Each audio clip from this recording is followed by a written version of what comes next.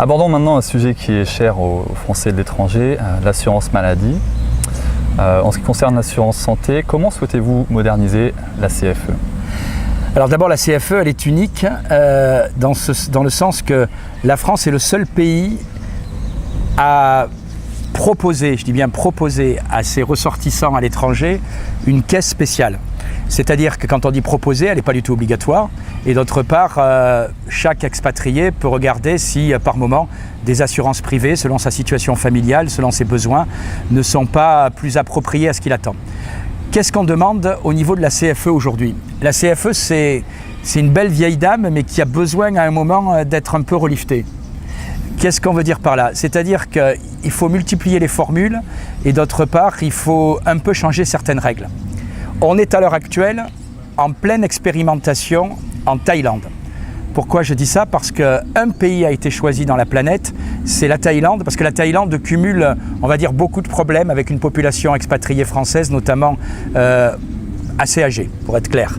Et donc, pour la première fois, on expérimente une nouvelle formule concernant l'hospitalisation au niveau de la CFE, avec une réponse H24, avec une prise en charge qui propose beaucoup plus d'hôpitaux que l'ancien système où il y avait des conventions qui étaient négociées entre la CFE et les hôpitaux et qui faisaient que plein de pays n'étaient pas couverts par des hôpitaux conventionnés.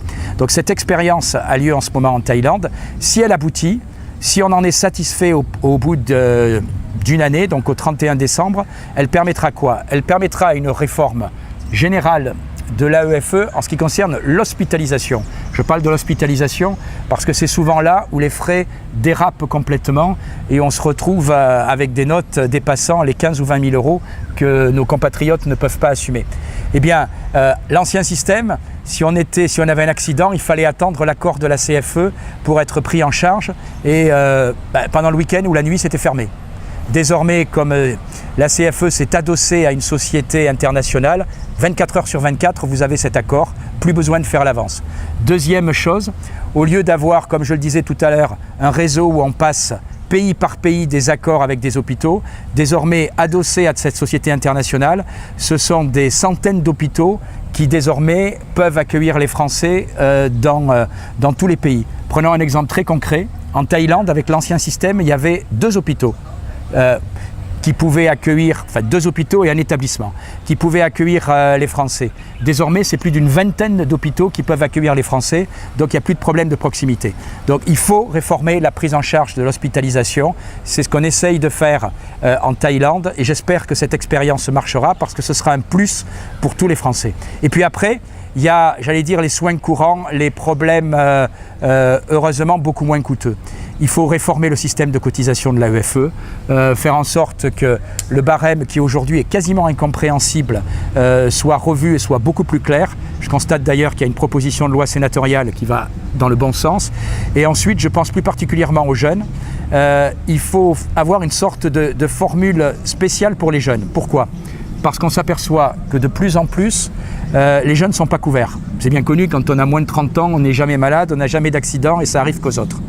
Et donc, ce qu'on souhaite, c'est qu'il y ait une formule à prix réduit qui couvre uniquement les plus gros risques. C'est évident que quand on a 25 ans, le rhume, on peut prendre le choix d'en assumer le coût soi-même, mais l'hospitalisation lourde, c'est impossible.